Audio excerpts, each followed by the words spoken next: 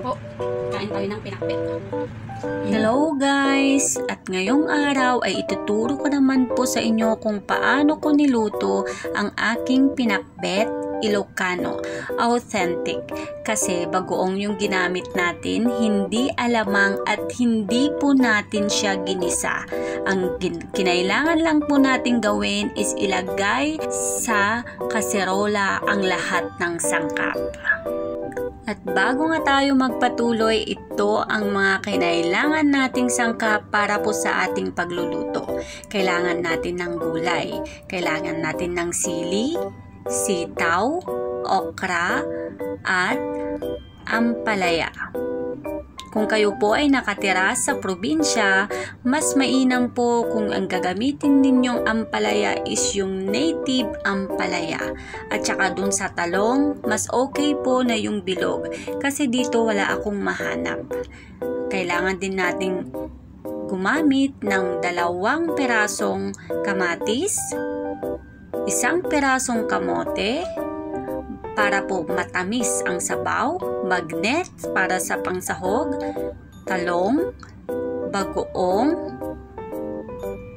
mantika, luya, bawang, at lasuna. At ito po ang kailangan nating gawin. Lagyan natin ng asin yung kamatis at saka po natin siya lamasin hanggang po sa lumabas yung katas ng ating kamatis. Pasensya po kung hindi ako gumamit ng gloves kasi wala kaming gloves dito sa bahay. Ibali po ako lang naman po ang kakain. Lamasin lang po yung kamatis hanggang sa lumabas yung katas.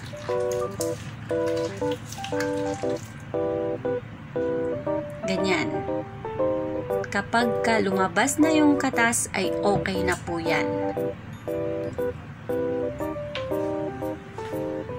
And then, isunod nating ilagay ang ating mantika.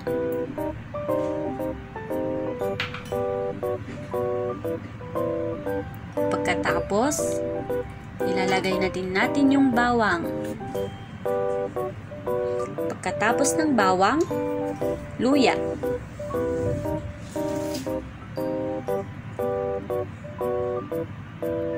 Yung ating lasuna or spring onion.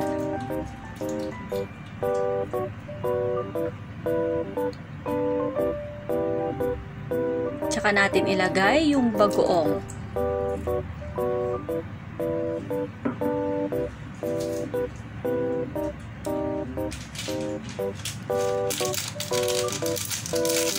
Sunod nating lagyan ng pampalasa. Depende po sa inyo kung anong klaseng pampalasa ang inyong ilagay. Tsaka natin haluin. Ilagay na natin ang ating bagnet. May tira po kasi ako kahapon kaya naisipan kong gumawa ng pakbet para pangsahog ang aking bagnet.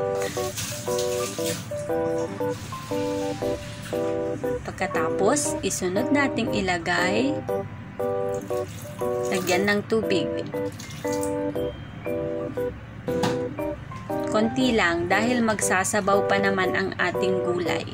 Depende po sa inyo kung gusto nyo ng masabaw, pwede nyo pong dagdagan ng tubig. And then ilagay na natin yung talong. Haba po ang nilagay natin dahil wala tayong mahanapang bilog. Pero mas okay po sana talaga kung bilog ang ating ilagay pag tayo po ay nagluluto ng pinakbet. And then ilagay na natin yung ating kamote. Naglagay po ako ng kamote kasi po ang kamote ay matamis. Para po yung ating sabaw ay medyo manamis-namis. And then, ilagay na din natin yung ating sitaw.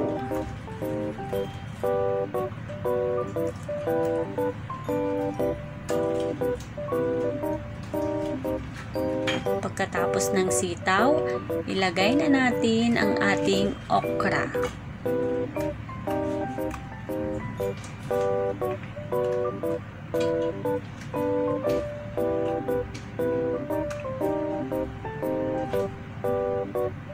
Pwede pong maglagay ng ibang klase ng gulay. Lagyan din natin ng sili. Wala po tayong siling maliliit, kaya naisipan ko na lang bumili ng isang malaki at hinati ko na lang para may sili. And then, ilagay natin sa ibabaw yung ating ampalaya para sa ganun ay hindi mahawa ng pait or mas pumait yung sabaw natin kapag ka nasa ilalim kasi. Kaya dyan ko na lang sa ibabaw nilagay.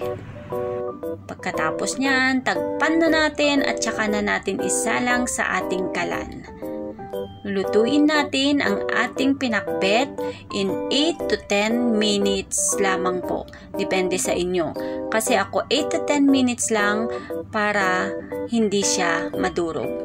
And then, pagkatapos niyan ng 8 minutes, pwede na nating haluin ang ating pinakbet. Hindi ako gumamit ng sandok dahil yan po ang turo ng aking lolo nung siya ay nabubuhay pa. Kapag kami nagluluto ng pinakbet, hindi po namin hinahalo. Pagkatapos niyan ay eto na po ang ating pinakbet. Pwede nang magsandok ng kanin at tayo ay kakain na. At kung nagustuhan nyo po ang aking video, paki-like and share naman po at paki-follow ang aking Facebook account para mas updated pa kayo sa aking mga susunod na video. Maraming salamat po sa inyong panonood. God bless!